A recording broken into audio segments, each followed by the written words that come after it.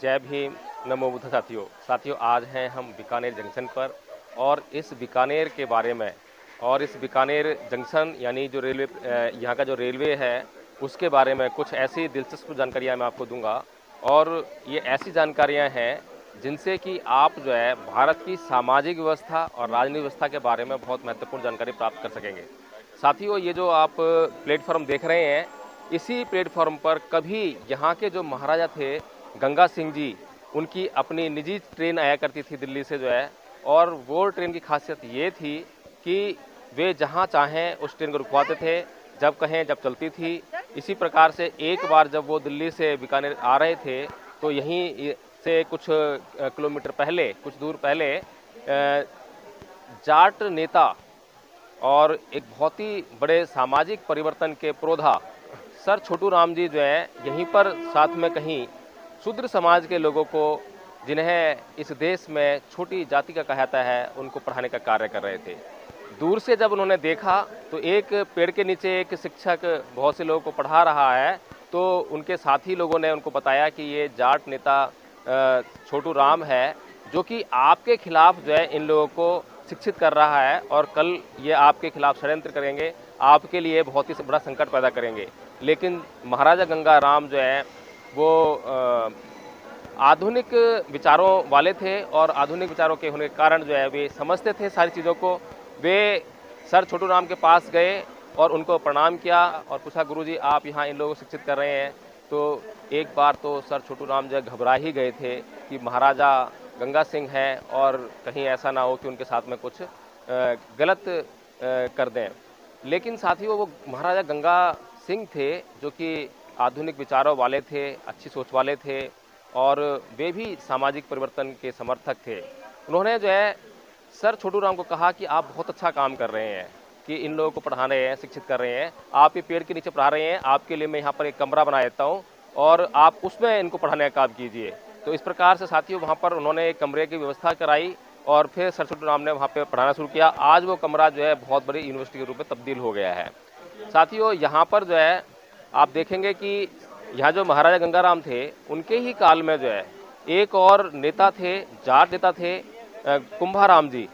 वो कुंभाराम जी पहले थानेदार हुआ करते थे और जब उन्होंने जो है यहाँ के किसानों को इकट्ठा करना शुरू किया और उनको आंदोलित करना शुरू किया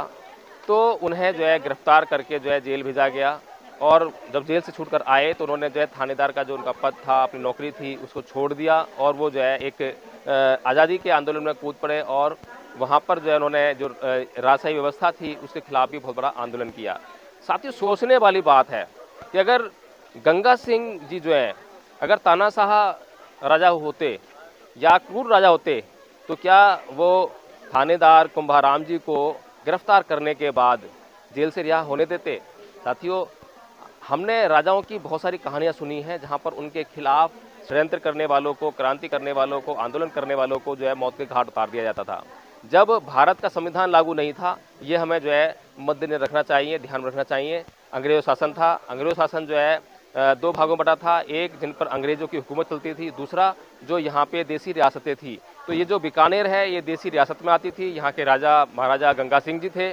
तो इस तरह से जो है उनके कानून चलते थे, अपने कानून चलते थे। और सबसे बड़ी बात तो यह है कि सबसे पहली बार यहाँ पर कानून व्यवस्था उन्होंने लागू की। वे जो है विदेशों में जाके विदेशों से पढ़कर आए थे और वे सारी जो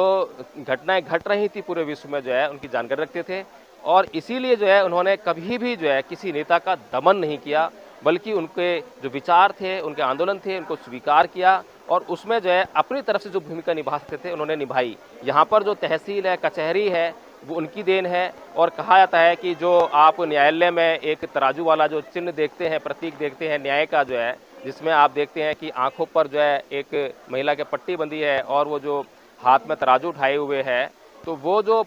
सिंबल है वो यहाँ पर सबसे पहले स्थापित किया गया और यहीं से कहा जाता है कि परम पूज्य बाबा साहब डॉक्टर भीमराव अम्बेडकर ने उसको ग्रहण किया और इस देश के लिए न्याय का प्रतीक इस तरह से सिंबल देने का काम किया। तो साथियों, ये कुछ ऐसी घटनाएं थीं जिनको जानने के बाद तो इस रियासत के महाराजा थे गंगा सिंह जी, उनके प्रति इन बातों को जानने के बाद जो है उनके प्रति आदर और सम्मान मेरे भीतर पैदा हुआ और मुझे अच्छा लगा कि हमारे देश में अगर कहीं इस जैसे कि देसी रियासतें हैं, अगर इनका विकास हुआ, आज बीकानेर बहुत ही विकसित शहर के रूप में जाना जाता है। यहाँ पर हर सुविधा आपको मिलेगी और यहाँ के जो गांव देहात में हम गए हैं, जाकर देखा है, कृषि बहुत ही उन्नत है और यहाँ से कुछ दूर पर डूंगरगढ़ है, जो कि पूरे एशिया में जो है सबसे ज़्यादा मूंगफली उत्पादन के लिए जाना जाता है। तो इन सब बातों के मद्देनजर हम देख सकते हैं कि सारे जो राजा थे, देसी रियासतें थीं, सारी जो उनके राजा महाराजा होते थे, वो सभी खराब नहीं थे, सभी क्रूर नहीं थे, सभी तानाशाह नहीं थे,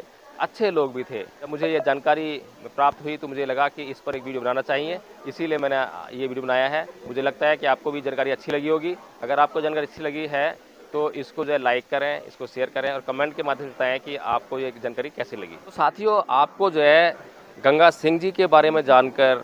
कुंभाराम जी के बारे में जानकर और जाट नेता सर छोटू राम जी के बारे में जानकर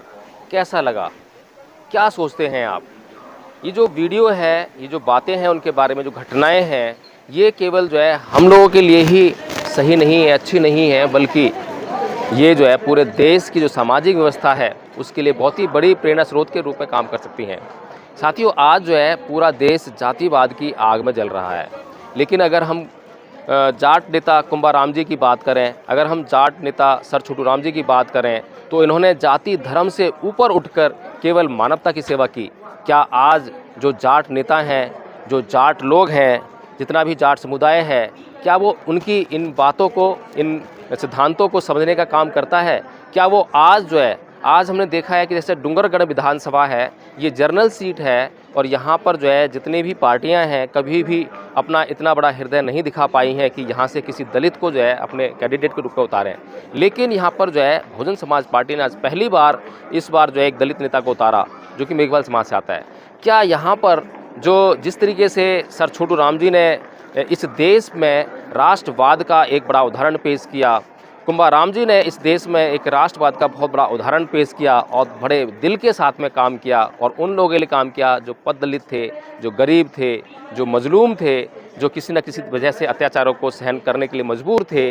तो क्या इस डूंगरगढ़ के और इस देश के ये जो ऊंची जाति कहे जाने वाले लोग हैं, जो ऊंची जाति के दंभ में आज भी कहीं ना कहीं किसी न किसी पर जुल्म करते हैं, अत्याचार करते हैं, अपमानित करते हैं, क्या वे लोग उनके इन जाट नेताओं के इतने बड़े, इतने अच्छे सिद्धांतों को समझ पाएंगे? और समझकर क्या डूंगरगढ़ विधानसभा से ये जो दलित प्रत्याशी है, क्या जीत हासिल कर पाएगा? जीत हासिल कर पाए या ना कर पाए, ये तो एक अलग मुद्दा है, लेकिन क्या इस विधानसभा के जो जाट लोग हैं, जाट समुदाय है, जो राजपूत समुदाय है, जो अन्य उच्च जाति के कहे जाने वाले समुदाय हैं, क्या वे वास्तव में देश प्रेम दिखा पाएंगे, राष्ट्रभक्ति दिखा पाएंगे और वो अपनी जो कुंठित मानसिकता है, जातिवादी मानसिकता है, उससे ऊपर उठकर एक बार जो है अपने इस दलित प्रत्याशी को वोट कर कर ये जताने काम करेंगे कि हमारे भीतर कोई भी किसी प्रकार का जातिवाद नहीं है, हम जातिवादी मानसिकता ग्रसित नहीं है और हम हर उस अच्छे कैंडिडेट को जो है वोट करेंगे जो इस देश के लिए काम करेगा, जो अपने समाज के लिए काम करेगा, इस देश में जो सामाजिक व्यवस्था है, सामाजिक कार्य हैं, उनके लिए काम करेगा। हर अच्छे शिक्षित पढ़े लिखे व्यक्ति को हम वोट करेंगे। तो जय भीम, नमोदय साथियों।